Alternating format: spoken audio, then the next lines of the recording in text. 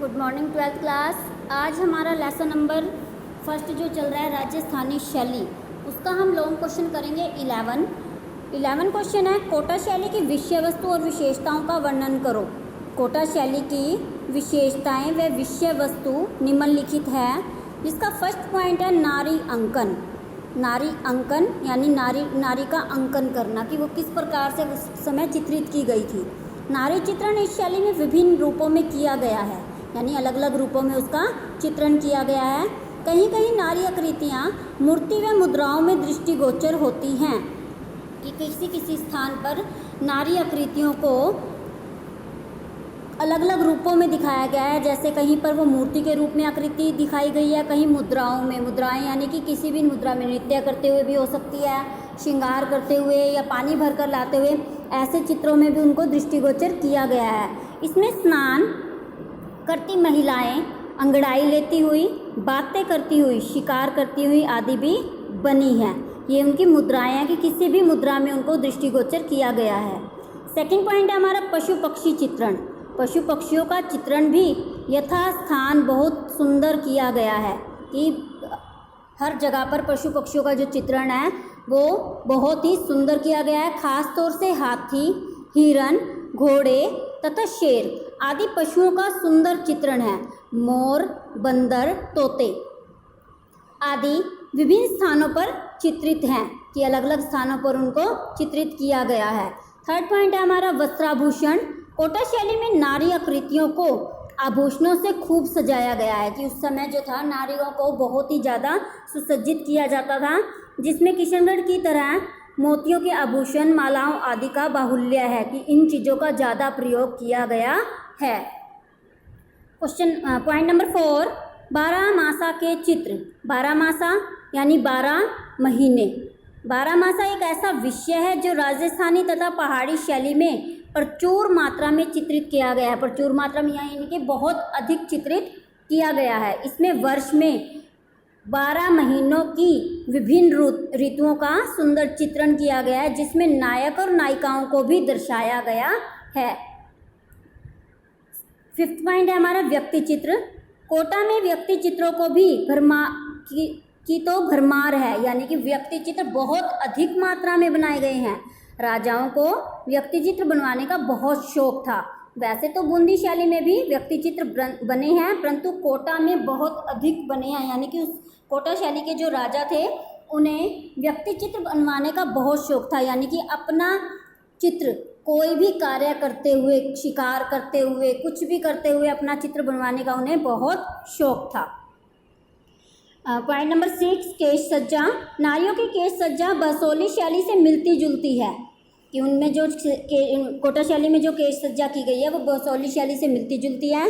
केशों को पीछे की ओर खींच कर बनाया गया है, यानी बालों को खींच कर पीछे बांधा गया है, जिससे माथा चौड़ा लगता है।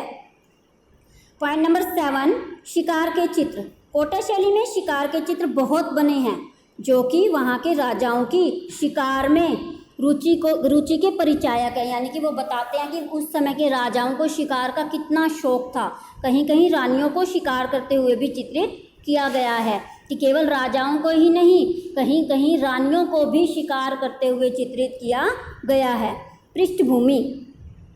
चित्रों की पृष्ठभूमि में महल, मकान, वृक्ष, लताएं आदि बहुत अधिक मात्रा में है, जैसे कि मेवाड़ के चित्रों में भी मिलता है।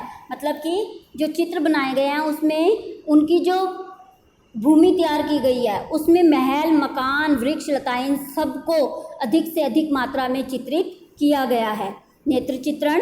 इस शैली में कुछ चित्र ऐसे हैं जो नारी के नेत्रों को खंजन पक्षी की तरह बड़ा तथा सुंदर बनाने का प्रयास किया गया है। इस शैली में कुछ चित्र ऐसे हैं जिसमें नारियों को खंजन पक्षी की तरह, उनके जो नेत्र हैं वो खंजन पक्षी, खंजन नाम का एक पक्षी होता है, उसकी तरह बहुत बड़ा बड़ा दिखाया गया और बहुत ही सुंदर। कहीं कहीं इनकी आँखों को बादाम के आकार का भी बनाया गया है कि जैसे बादाम की शेप होती है ना, आगे से थोड़ी सी गोल और पीछे से तिनकोनी, तो उसी तरीके से उनकी आँखों को दर्शाया गया है। लघु व भित्ति चित्र। लघु चित्र यानी छोटे, भित्ति चित्र जो दीवार पर बनाए जाते थे। कोटा शैली में लघु व भित्ति चित्र दोनों को बहुत महत्व दिया गया है। महलों व हवेलियों में बहुत अधिक भित्ति चित्र बने हैं जो जीवन के विभिन्न पहलुओं को दर्शाते हैं, कि वहाँ पर दीवारों पर जो चित्र बनाए गए हैं वो वहाँ के रहने वाले लोगों के जीवन को दर्शाते हैं, यानी दिखाते हैं। रागमाला, रागमाला का चित्रण भी बहुत सजीवता के साथ किया गया है, सोच समझकर, समझदारी से। इसमें विभिन्न राग और रागनियों का व्यक्तीकरण करके बहुत सुंदर चित्रण किया गया है। नेक्स्ट पॉइंट है हमारा तीज त्योहार के चित्र।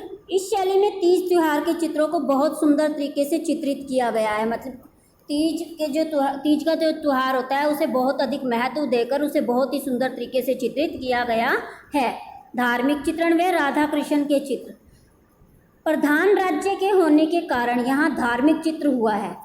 प्रधान राज्य होने के कारण यानी कि बड़ा राज्य, मेन जो काम करने वाले होते हैं, इसी तरह से ये राज्य भी एक मेन था। प्रधान राज्य होने के कारण यहाँ धार्मिक चित्रण हुआ है, जिसमें विशेष तौर से श्री नाथ जी के चित्र अधिक बने हैं। राधा और कृष्ण का भी चित्रण इसी शैली में देखने को मिलता है। राधा कृष्ण के चित्र राजस्थान की सभी शैलियों में मिलते हैं, कि कोई भी शैली ऐसी नहीं है जिसमें राधा कृष्ण के चित्रण का वर्णन ना किया गया हो। पटचित्र, कुछ चित्र लंबे लंबे कपड़ों पर बनाए गए हैं जिनको पिछवाई नाम से जाना जाता है। ये कोटा में ही विशेष रूप से बने हैं। इनको अधिकतर मंदिरों में सजाया गया है। पटचित्र यानी कि वस्त्र होता है पट, कि लंबे लंबे कपड़ों पर, पट क्या होता है, वस्त्र होता है, और लंबे लंबे कपड़ों पर चित्रों को बनाया गया है जिसे पिछवाई के नाम से जाना जाता था। रंग और तकनीक, रंग और तकनीक कोटा शैली में काफ़ी मिलती है। सुनहरे रंगों का प्रयोग कोटा के चित्रों में खूब किया गया है, परंतु कुछ अपेक्षाकृत रूप में है, कि कुछ को विशेष महत्व नहीं दिया गया है। मौलिकता, कोटा के चित्र बूंदी का प्रभाव होने के बावजूद भी अपनी मौलिकता लिए हुए थे, यानी कि उनके खुद के अपने नियम थे, अधिकार थे, क्योंकि वो जो करना चाहते थे वही करते थे। इसमें अपनी मौलिकता अलग ही झलकती है, कि कोटा शैली की मौलिकता अपने चित्रों में अलग से ही झलकती है। उसके बाद आता है हमारा क्वेश्चन नंबर 12, जयपुर शैली का संक्षिप्त वर्णन। संक्षिप्त यानी छोटा करके बताना है उसे। जयपुर शैली ने कला के क्षेत्र में मार्गदर्शक का कार्य किया, कि जयपुर शैली ने कला के क्षेत्र में मार्गदर्शक यानी कि रास्ता दिखाने वाला। जयपुर नगर अपने आप में स्थापत्य कला का बेजोड़ नमूना है। स्थापत्य कला यानी कि जहाँ पर हर कला का बनाया जाता है, किसी भी कला को, चाहे वो वास्तु कला हो, चाहे वो भवन निर्माण हो, ये सब कलाएं इसी के अंडर आती थी जयपुर शैली के। सवाई जयसिंह ने कला, साहित्य तथा ज्योतिष के क्षेत्र में अद्वितीय कार्य किया है। अद्वितीय यानी कि जिसका कभी भी अंत नहीं होता। सवाई जयसिंह तथा महाराणा प्रताप के चित्र बड़े आकार के हैं तथा मुगल शैली से पृथक है। पृथक यानी अलग है। यह राजस्थानी शैली की हिंदू कला का उत्तम उदाहरण है, कि सबसे महत्वपूर्ण उदाहरण है ये राजस्थानी शैली की हिंदू कला का। भगवान कृष्ण की लीलाओं का अंकन भी इस नगरी में हुआ है, कि जयपुर में भगवान श्री कृष्ण के चित्रों को भी बहुत अधिक मात्रा में पाया गया है। इस मंडल के चित्रों में राधिका युगल की सुंदर छवि अंकित की गई है। राधिका युगल यानी कि उसके साथ साथ जो भी और थे उनके सबकी छवि अंकित की गई है। इसी प्रकार ग्रीष्म व शरद ऋतु के चित्र भी इस चित्र शैली में विशेष स्थान रखते हैं। जयपुर शैली के राजाओं, संतों, जैनाचार्यों, कृष्ण लीला व नायिका भेद के अनेक चित्र मिले हैं। इस पर स्थानीय प्रभाव के साथ साथ मुगली प्रभाव भी परिलक्षित होता है, यानी दिखाई देता है। इन चित्रों में हरे रंग को प्रधानता दी गई है, यानी कि महत्व दिया गया है। जयपुर शैली 18वीं शताब्दी में चित्रकला के इतिहास में प्रकाश में आई, कि 18वीं शताब्दी में यह इतिहास में प्रकाश में आई। इस शैली पर मुगल प्रभाव बहुत अधिक मिलता है, इसलिए यहाँ की कला में मुगल प्रभाव आया। इस शैली में अधिकतम चित्रों का निर्माण हुआ